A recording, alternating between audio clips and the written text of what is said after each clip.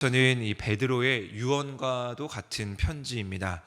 오늘 읽었던 이 본문의 말씀이 그 성격을 잘 보여주고 있습니다. 12절 말씀을 보시면요. 내가 항상 너희에게 생각나게 하려 하노라.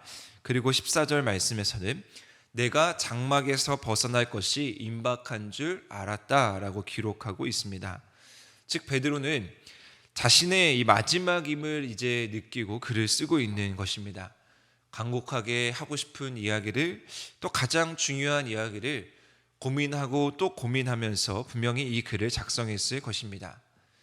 베드로 전서를 통해서도 살펴봤는데요. 베드로는 박해로 인해서 어려움을 겪고 있는 흩어진 그리스도인들에게 소망과 용기를 전해주고 있습니다.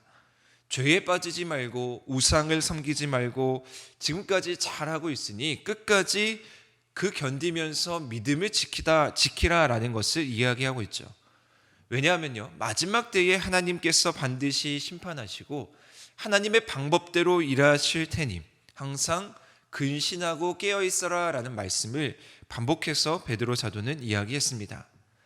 그리고 오늘 이제 베드로 후서에서 지금까지 전해왔던 이러한 이야기들이 이제 그리스도인들이 어디에서 무엇을 하든지 항상 그러한 이야기들이 생각나기를 원한다라는 이 베드로의 마음을 우리는 읽어야 합니다. 베드로 사도의 관심 또한 그의 사명이 어디에 있는지를 분명하게 확인할 수 있는 것이죠. 베드로가 말하고자 하는 핵심은 하나입니다. 무엇이냐면 바로 너희가 이미 알고 있는 진리에 바로 서자라는 이 말씀입니다. 자, 그렇다면 진리가 무엇이겠습니까?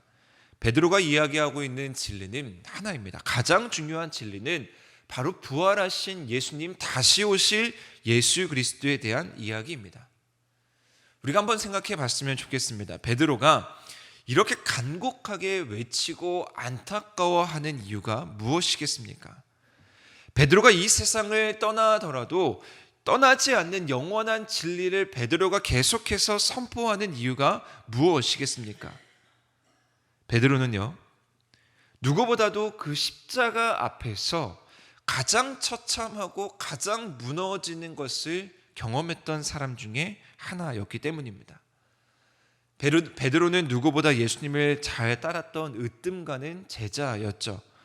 누구보다 열심히 예수님을 섬기고 예수님의 근거리에서 그의 모든 삶을 배우고 노력했던 사람이 바로 베드로였을 것입니다.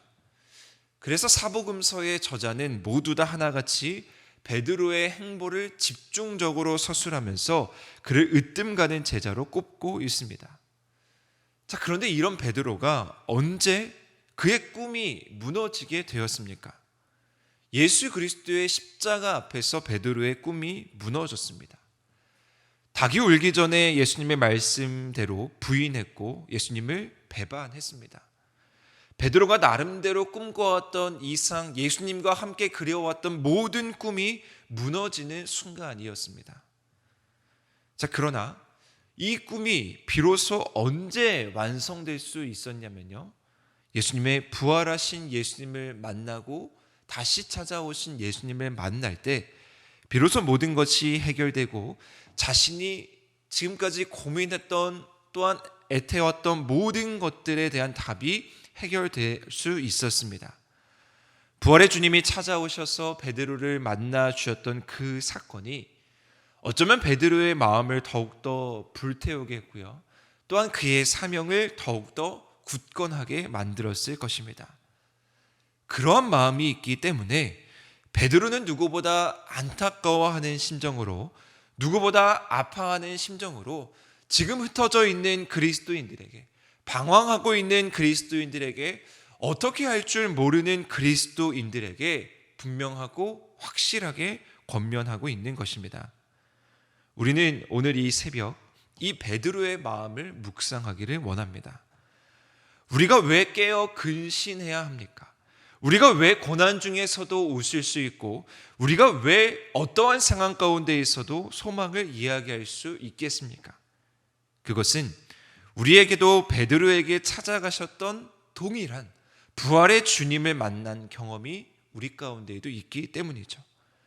그 경험이 우리가 오늘 이 새벽 자리를 지킬 수 있는 원동력이고요. 그 경험이 더 나아가서 우리가 복음을 들고 세상에 나아가 주 예수 그리스도의 사랑을 전할 수 있는 힘입니다. 그리고 그 경험이 우리가 안타까운 마음으로 이 세상을 바라볼 수 있는 힘입니다.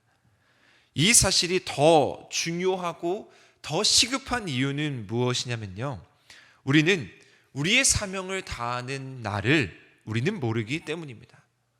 모두가 다 베드로와 같이 나의 장막을 벗어날 날이 우리에게도 찾아오기 때문이죠.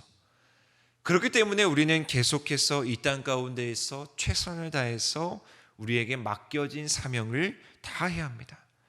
그래서 어쩌면 베드로는 이 편지를 통해서, 베드로전서, 베드로후서를 통해서 더욱더 순종을 강조하고 있는 것은 아닐까라는 생각도 듭니다. 우리가 오늘 순종해야, 우리가 오늘 최선을 다해야, 하나님 앞에 오늘 우리가 전심으로 나아가야 후회 없고 더욱 하나님 보시기에 아름답고 영광스러운 삶을 살아갈 수 있기 때문입니다. 바라기는 우리가 하는 전도, 또한 우리가 하는 선교, 또한 우리의 일상이 모두 이러한 마음으로 우리가 세상을 바라볼 수 있는 은혜가 먼저 우리 가운데 있기를 소망합니다. 우리는 결코 흔들려서는 안 됩니다.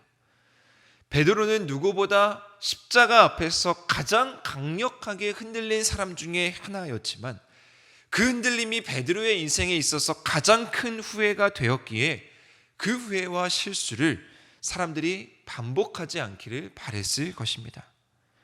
그렇게 베드로의 메시지는 더욱더 확신에 차 있고요, 더욱더 강한 그 능력이 그 메시지 가운데 있습니다. 16절 말씀에 보시면 베드로는 이렇게 고백합니다. 이 진리는 교묘히 만든 것을 따른 것이 아니다. 그의 크신 위엄을 우리는 친히 봤습니다 라고 기록하고 있습니다. 역사적인 예수를 실제로 목격했기 때문에 누구보다 강한 확신이 이 베드로 가운데 있었습니다. 자, 그런데 많은 이들에게 찾아온 문제가 무엇입니까? 바로 교묘히 만든 것을 따르는 데 있다라는 것입니다.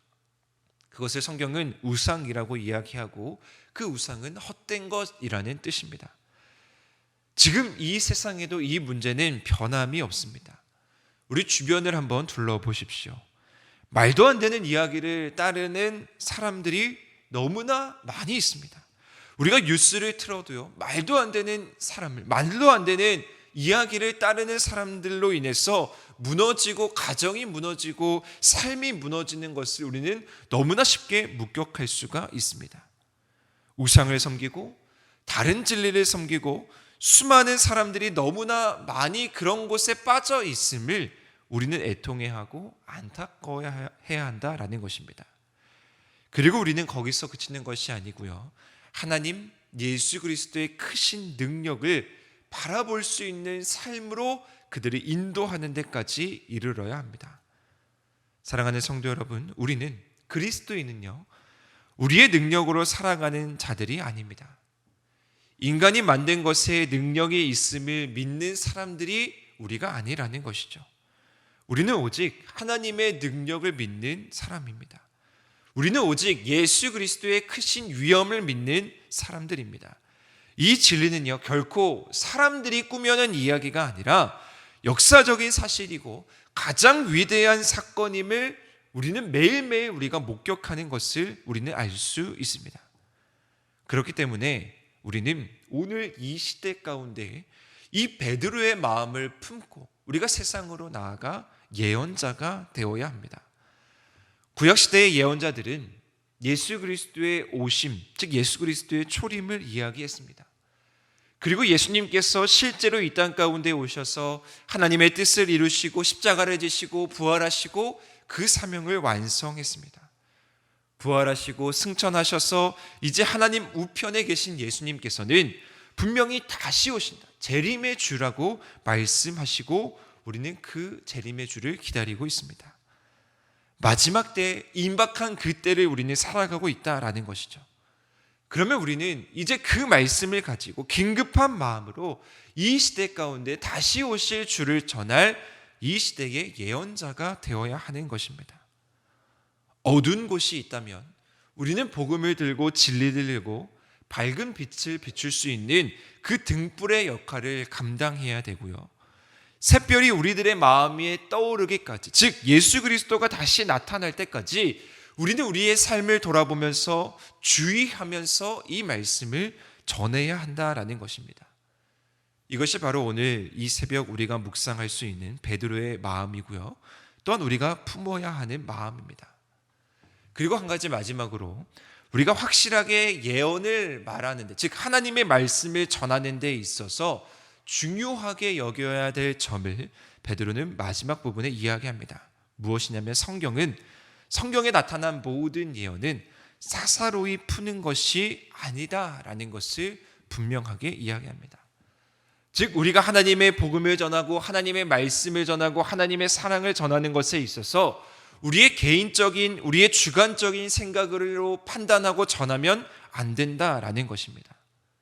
왜냐하면 하나님의 말씀은, 예언은 사람의 뜻이 아니라 오직 성령의 감동하심을 받은 사람들이 하나님께로부터 받아서 말한 것이기 때문입니다.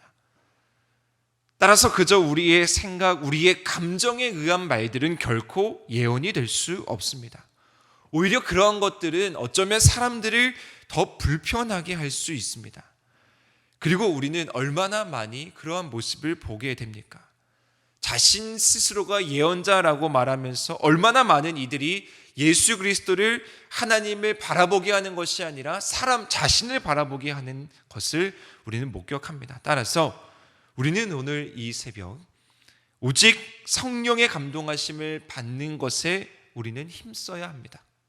우리의 삶이 늘 겸손히 하나님의 뜻을 구하고 나의 감정과 나의 생각과 나의 지혜, 지식으로 하나님의 뜻을 우리가 전하는 것이 아니라 하나님의 성령의 감동하심으로, 하나님의 말씀으로 인해, 말씀에 순종하여서 우리는 복음을 전하고 우리에게 맡겨진 삶의 충성을 다할 때 우리가 베드로의 마음을 품고 이 세상 가운데 나아갈 수 있는 것입니다. 오늘 이 새벽 우리가 겸손히 하나님의 뜻을 구하고 오늘도 우리에게 주어진 자리에서 최선을 다하고 승리하며 베드로의 마음을 품고 우리가 가는 곳곳에 하나님의 사랑, 하나님의 복음을 전할 수 있는 귀한 하루 되시는 우리 하늘의 모든 성도님들 되시기를 주님의 이름으로 간절히 축원드립니다.